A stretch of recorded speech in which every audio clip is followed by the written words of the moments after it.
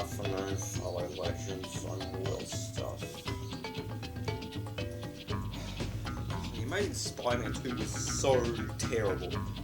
Well, the game through anyway. After having to go through that piece of shit, I need something good to play for once. I haven't done that since last year. But see, that's a problem with having to review a game.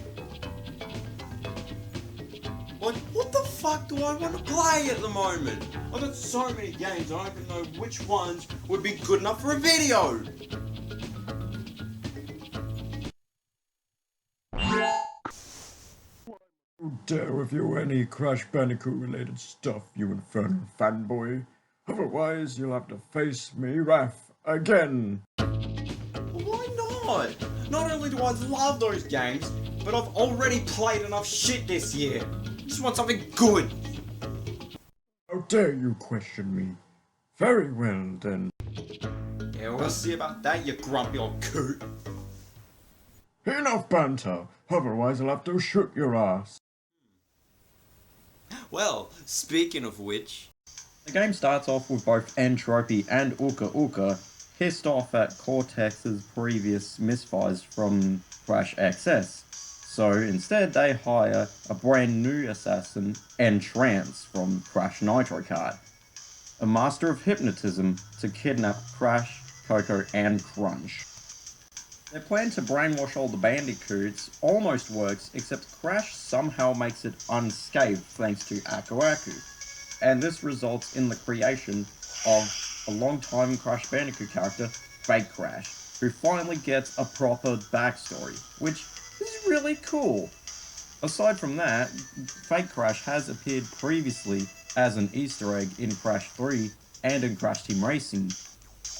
Unlike Crash XS, however, N-Tranced ditches the classic warp room in favour of a map stream more in line with Super Mario Bros. 3 than Crash Bandicoot, but a welcome to change because, likewise with Mario 3, you get split paths to choose which levels to beat first before facing against each boss.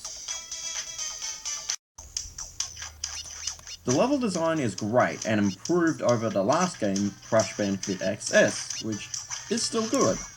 But at least you don't need time relics to get to the very last boss, because it instead needs the little special gem shards hidden within each level, as a pretty cool reward in my opinion.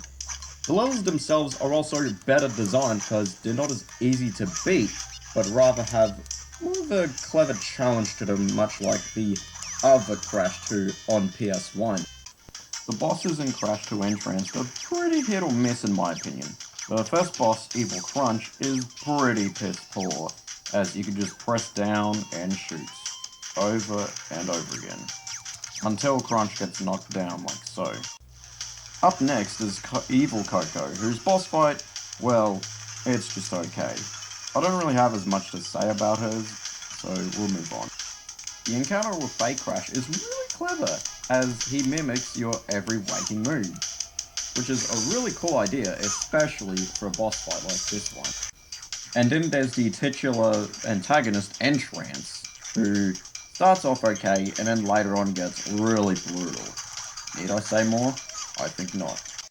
But once you scramble the shit out of N-Tranced, you can even unlock these new colored gems, which are found within certain levels.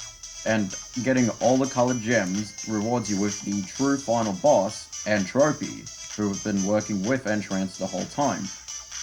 Now, N-Tranced's boss is pretty similar to that of Crash 3, except not really as great, but given it's on the Game Boy Advance, what the hell are you gonna do about it, huh?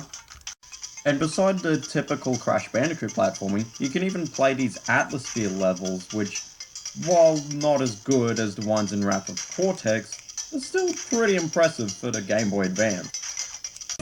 You can even link up to multiplayer through another Game Boy Advance and play as other Crash characters in the Atmosphere mode, including N-Tranced, who looks kinda fucking ugly, to be honest. Oof. And look at that, even the game comes with a manual, and hold the phone. You can't even use the original copy of N-Tranced for multiplayer? Let alone XS, the game's predecessor? What kind of dickhead thought that this shit was a good idea? I mean, it's bad enough that you have to use a link cable, but to own two of the same exact copy rather than having the original release or the re-release connect? Like, what sick cunt approved of this? I mean, even Sega wouldn't stoop to this low. And that's the same company that gave us Aliens, Colonial Marines, Iron Man on PS2, and don't even get me fucking started on Sonic 4. And I thought microtransactions were cruel. Fuck you, Universal. But other than that, you know what? This game, pretty good.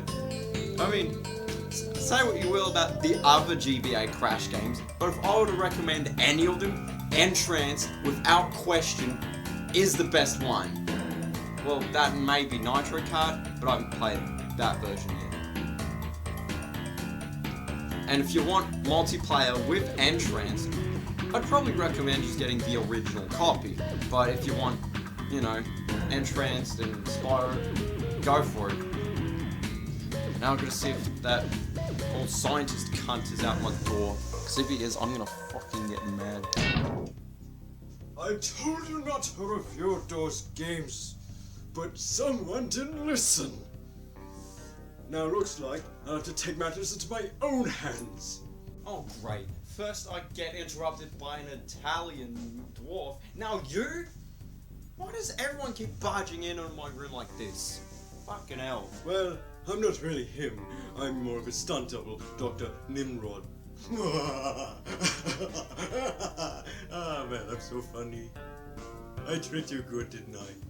Oh, what are you gonna do? Turn me into another jacked up animal? Please, that shit hasn't worked since...